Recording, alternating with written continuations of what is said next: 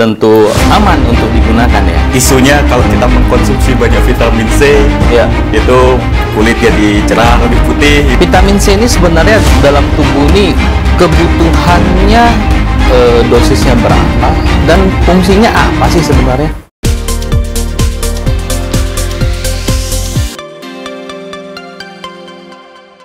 Halo Pak Betiar. Halo Kita Pak Kris. jumpa lagi nih dalam opini kesehatan masyarakat ya. Iya. Nah, kali ini kita membahas suatu topik mengenai vitamin. Tetapi kita tidak menjabarkan semua, kita hanya membahas yaitu vitamin C yang kemarin sempat banyak dikonsumsi orang untuk mengatasi masalah virus ya ataupun COVID.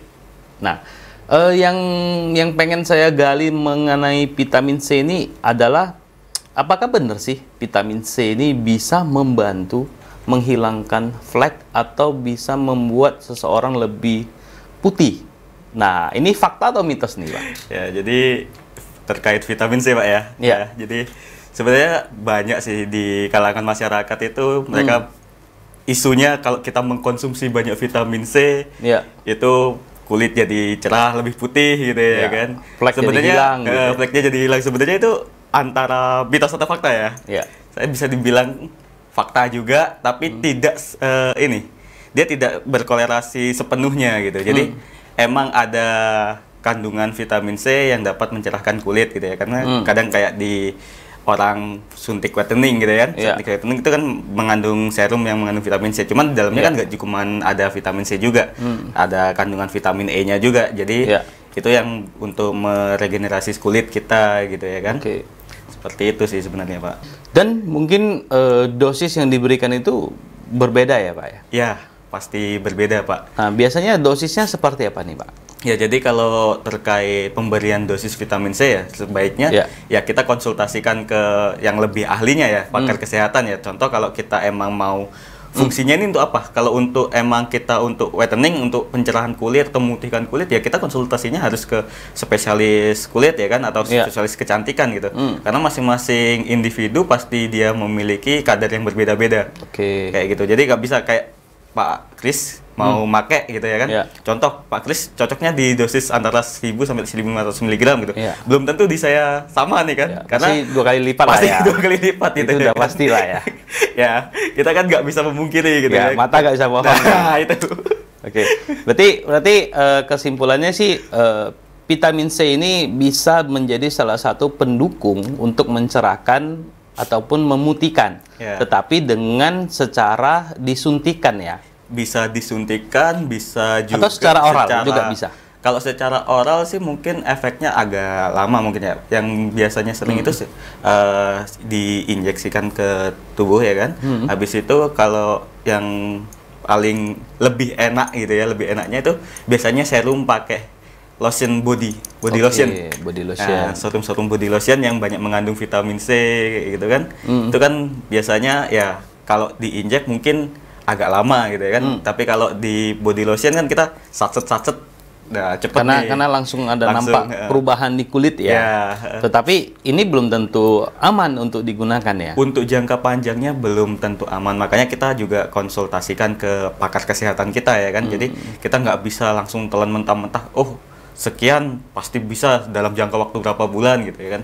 Itu pun harus dikonsultasikan lagi gitu, karena dosis masing-masing pengguna pasti berbeda gitu. Belum tentu alerginya juga ya kan. Kita kadang ada yang alergi terhadap vitamin C atau alergi terkait kandungan-kandungan tertentu, itu kan juga mempengaruhi nantinya. Ya, kalau kita bahas masalah vitamin C yang ada di produk yang sekarang kan lagi marak nih, semua produk kecantikan mengandung vitamin C, membuat whitening katanya. Ya, ini sebenarnya kalau digunakan, ini kan ibaratnya kan zat kimia yang dibuat senyawanya seperti vitamin C pada yang kita dapatkan di buah dan sayur ya. Yeah. Nah, ini kalau digunakan dalam jangka panjang, ada nggak efek samping ataupun resiko yang bisa dialami seseorang? Ya, kalau resiko jangka panjangnya pasti ada Pak ya. Kalau tidak sesuai dengan dosis atau treatment tertentu ya. Kalau efek samping pasti ada Pak gitu. pasti ada. Kalau yang tidak sesuai, tapi kalau untuk yang prosedurnya sesuai, terus emang dia konsultasi dengan pakar kesehatan atau pakar kecantikan, saya rasa untuk efek jangka panjangnya sih tidak ada masalah gitu. Karena yang kita takutkan kan banyak produk yang katanya mengandung vitamin C sebenarnya malahan mengandung zat-zat yang berbahaya, Pak ya. Nah, zat-zat berbahaya ini biasanya yang kalau produk abal-abal nih apa sih Pak kandungannya yang membuat berbahaya untuk tubuh kita, Pak? Ya, kalau kandungan zat-zat yang berbahaya biasanya untuk produk abal-abal tuh banyak sekali Pak ya. Karena kita gini, kita ada mungkin bisa nyebutin ya, bisa nyebutin. Tapi nanti takutnya di kemudian hari zat itu dilegalkan gitu. Karena kemarin sempat ada kasus juga kan, sebuah brand produk kecantikan gitu. Itu nggak dapat BPOM-nya nih, nggak dapat izinnya. Tiba-tiba setelah beberapa bulan keluar nih izinnya, loh kok bisa gitu kan. Itu kita perlu ini juga kan pertanyakan gitu. Satu aja Pak, zat yang berbahaya kalau dengan dosis tinggi. Ya kadang ada yang mengandung merkuri, ya kan, itu cukup berbahaya ya. Ini kalau kita bahas masalah merkuri ataupun bahasa awamnya air perak ya. Nah ini biasa kan dulu kalau setahu saya digunakan di pertambangan emas. Nah ini digunakan untuk ke manusia dengan dosis tertentu. Ini efek sampingnya jangka panjang apa sih Pak? Misalnya kayak apakah seheboh kanker atau iritasi aja atau gimana Pak? Ya kalau untuk jangka panjang pasti ada ya Pak. Karena itu kan salah satu penyebab untuk sel kanker sendiri, kayak gitu ya. Jadi itu yang dikhawatirkan nantinya akan menjadi timbul kanker atau bahkan nanti ketika kulit yang tidak cocok, itu nanti kan bisa menjadi tambah flek hitam, menambah flek hitam ya kan. Bukannya tambah cantik malah tambah banyak masalah ya. Kalau dosisnya yang tidak tepat ya gitu. Kalau mungkin dosisnya tepat dan ada regulasi yang mengaturnya itu udah diperbarui, mungkin itu fan-fan aja gitu. Tapi kalau ya tahu kita kan banyak nih produk-produk kecantikan yang abal-abal gitu dengan dosis yang tidak tepat gitu. Itu yang sangat bahaya sih sebenarnya. Baik. Nah, kita balik lagi ke vitamin C nih, Pak. Nah, vitamin C ini sebenarnya dalam tubuh ini kebutuhannya dosisnya berapa dan fungsinya apa sih sebenarnya?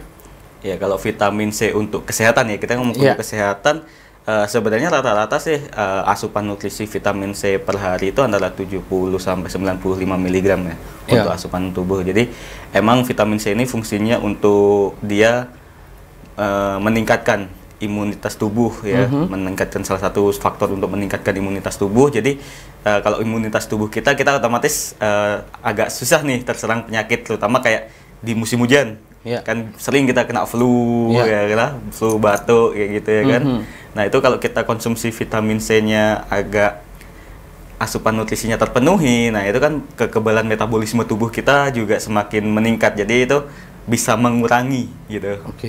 Nah, kalau seseorang yang belum terkena flu, kita bilang ya, meningkatkan imun tubuh dengan mengkonsumsi vitamin C. Nah, seseorang yang sudah terkena, Pak, misalnya seseorang yang sudah terserang bakteri, misalnya, udah kena batuk, virus, apakah dengan mengkonsumsi vitamin C ini dosisnya harus dinaikkan, yang tadi kebutuhannya 75 menjadi 150, dan apakah bisa seperti kita mengkonsumsi obat langsung sembuh flu-nya, Pak?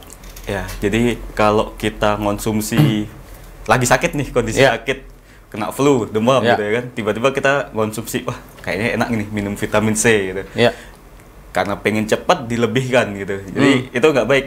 Bukannya sembuh, nanti kena malah pencernaan yang bermasalah gitu ya kan. Kena diare mungkin. Jadi emang kalau vitamin C itu bisa untuk membantu meringankan, tapi tidak langsung secara signifikan menyembuhkan. Bukan berarti kita mengkonsumsi vitamin C habis itu langsung sembuh gitu, kayak kita demam konsumsi paracetamol langsung turun demamnya gitu, nggak seperti itu juga konsepnya, Pak. Jadi emang dia untuk membantu meningkatkan imun tubuh, daya tahan tubuh gitu. Jadi semuanya kalau dia udah terserang flu yang tidak mengkonsumsi vitamin ini bisa sampai 5 hari contohnya, yang mengkonsumsi ini mungkin hanya 3 hari 2 hari udah bisa sembuh gitu. Baik. Jadi Kalau vitamin C ini berarti kesimpulannya adalah harus kita konsumsi sebelum sakit ataupun sebagai salah satu pencegahan, agar tubuh kita tetap fit ya Pak ya. Iya Pak. Oke. Nah, kalau vitamin C seperti itu. Nah, ini tadi kan kalau secara untuk kecantikan, ini kan vitamin C yang dibuat sintetisnya ataupun secara kimiawi kita bilang ya. Nah, dengan vitamin C yang terdapat di buah dan sayur. Nah, sebenarnya sama-sama vitamin C, tetapi mana yang lebih baik, Pak? Ya kalau dibilang lebih baik ya pasti yang dari alami, Pak ya. Ya. Ya, jadi asupan nutrisi alami itu pasti lebih baik ya. Jadi sebenarnya suplemen itu diciptakan kan hanya untuk menutupi kekurangan Supply ya gitu. Jadi kalau selama kita masih bisa mendapatkan itu dari buah dan sayur dari yang alami, lebih baik dari yang alami gitu. Tapi kalau seumpamanya asupan nutrisi kita itu tidak memenuhi, nah itu baru bisa nih ditambah dengan suplemen-suplemen kayak gitu.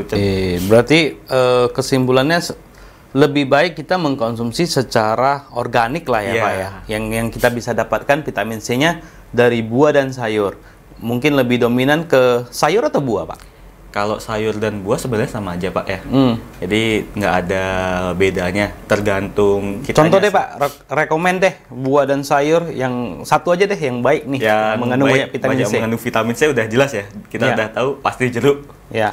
Pokok yang buah-buahan berwarna oranye, nah itu pasti banyak mengandung vitamin C-nya kan. Nah, itu kan dari buah, Pak. Sayur, Pak? Sayur, wortel, Pak. Wortel itu. Nah, wortel itu kebanyakan orang pasti ngomongnya wortel banyak mengandung vitamin A. Ya kan? Nah, wortel banyak mengandung vitamin A, betul, nggak salah dia. Tapi juga di dalamnya ada yang mengandung vitamin C-nya. Itu tomat. Nah, itu banyak mengandung vitamin C juga gitu. Jadi ya nggak ada alasan lagi ya untuk tidak mengkonsumsi buah dan sayur. Kalau kita bahas masalah vitamin C ini, mau secara organik ataupun secara suplemen lah ataupun kimia, ini sama-sama ada nilai baiknya untuk tubuh kita. Nilai plus. Tetapi gimana kita melihat kebutuhan tubuh kita juga ya. Jangan nanti katanya misalnya produk ini vitamin C-nya bagus nih, tetapi malahan nanti kita konsumsi ataupun disuntikan ke tubuh kita, ini berbahaya. Seperti itu Pak ya. Oke, terima kasih Pak.